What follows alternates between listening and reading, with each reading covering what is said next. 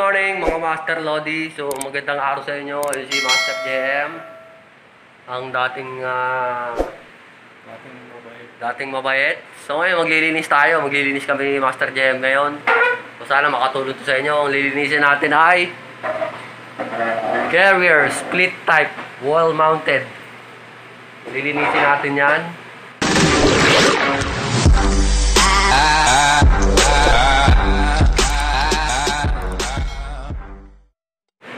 Maglilinis na tayo. Tayo na natin. Parang hindi maganda yung pagsadim mo. Maganda pa yung isa eh.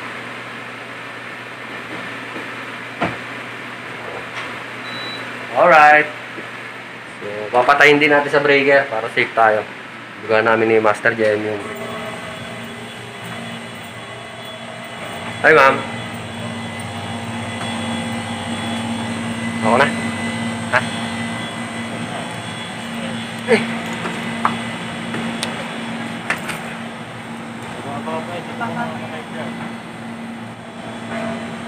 Ayan yung outdoor. Ayan yung outdoor. Patayin na natin.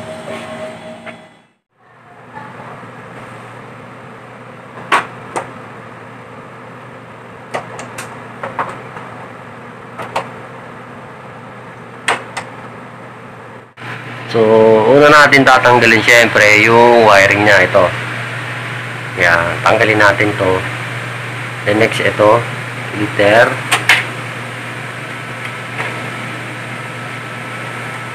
Filter. So, ito mamaya na yan. So, tanggalin muna natin to.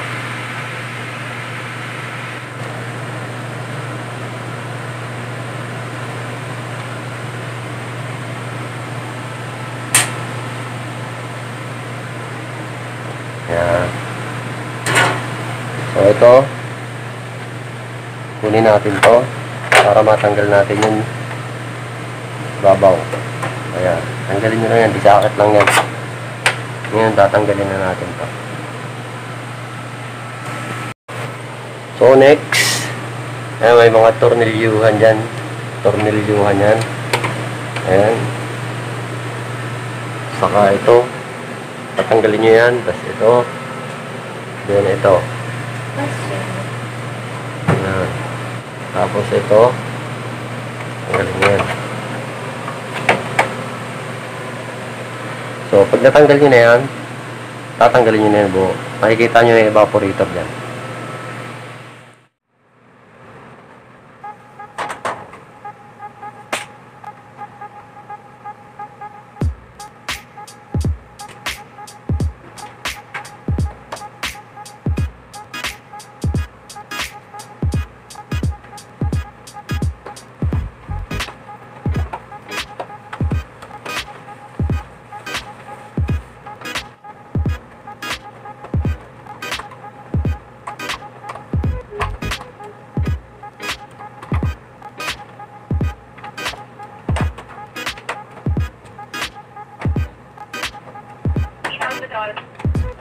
Ano na lang, ma'am? Kaya po ba, mayroon po ba papakitaan po ng medical record po? Salamat. Pwede ba naman yung medical record? Thank you. Okay. Pwede mo lang yan ako sa pamamahala niya? Yes po. Okay.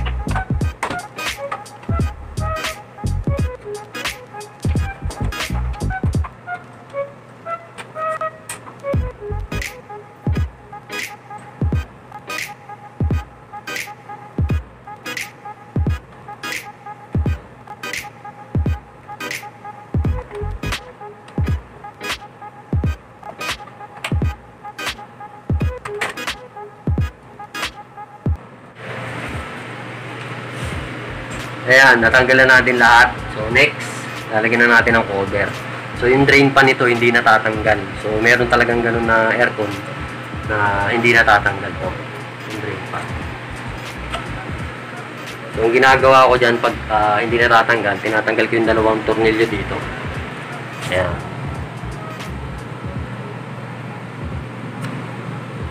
Para may angat ko yung evaporator, malinis yung drain. tapos yung sa likod. So, ganun yung ginagawa ko. Tapos lilinisin natin yung blower, bubugahan natin yan lahat. Tatakpan nyo lang to. Iiwasan nyo yung sensor, mabugahan kasi minsan nag-e-error yan kapag nabubugahan nyo yung sensor.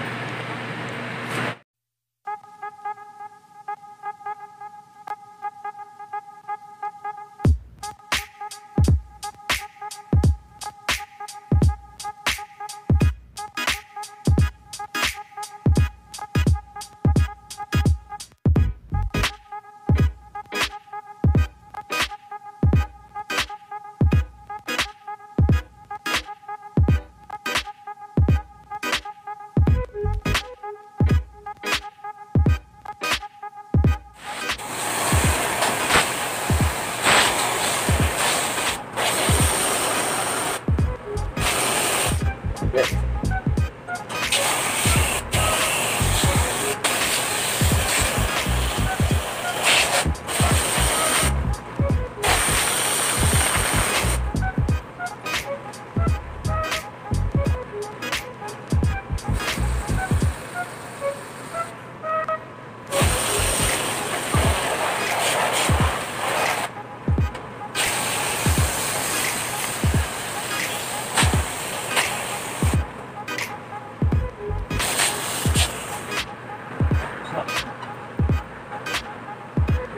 Tara. Dito ka dito. Madam to. Pau. Please.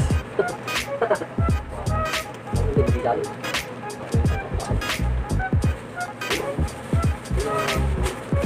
Ini makro din. Pau.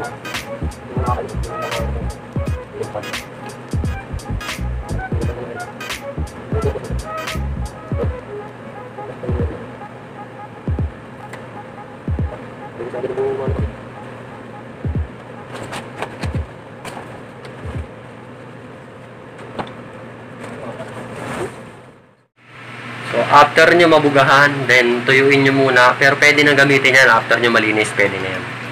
So, tuyuin nyo muna na i-double check nyo na baka may mabasa kayo dito. Ito yung control. Yan ang pinaka dapat hindi mabasa. Yan, control. So, yan yung iingatan nyo.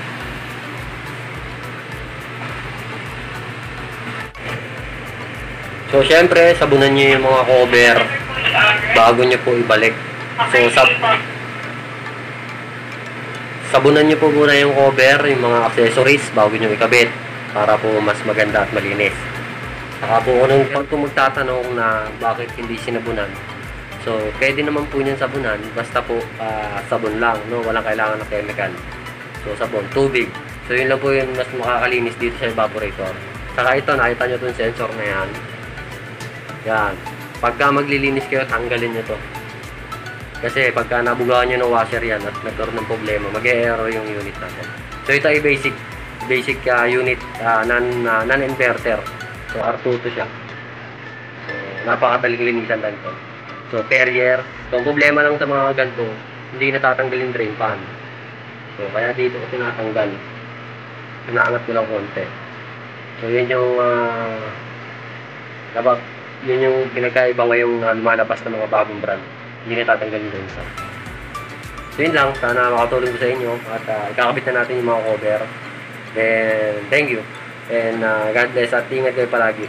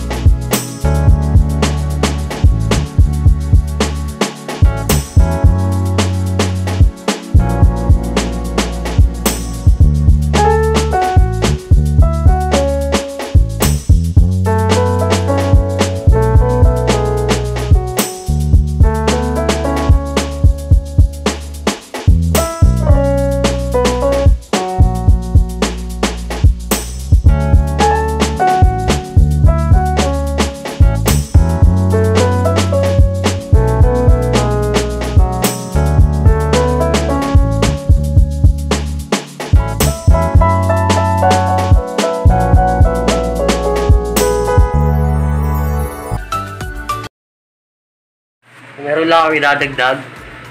Pagka tinanggal nyo yung pinaka front cover, dito may mga nakakawit yan, oh. Ayan. Ayan. Ayan. Ayan. So, yan yung una yung aangatin para matanggal. Kasi mahirap tanggalin ng cover ng carrier. So, baka mahirapan kayo. So, yun po yung una yung tatanggalin. Para po madali nyo maitanggal. So, yun lang po. Buksan na natin sa breaker. Ayan yung pinaka-outdoor niya. So, nauna lang namin bugahan yan. So, nabugahan na namin yan kanina. So, patayin nyo po muna sa circuit breaker bago nyo po linisan. So, kailangan po nakapatay. Ayan, nakapatay, ano? Ngayon, iaangat na natin. Down. Bago nyo po linisan.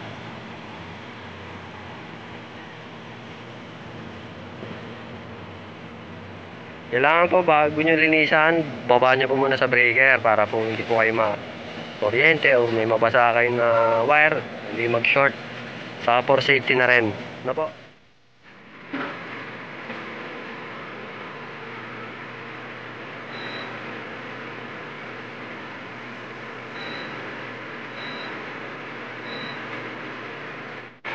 So yan, ang setting natin 20.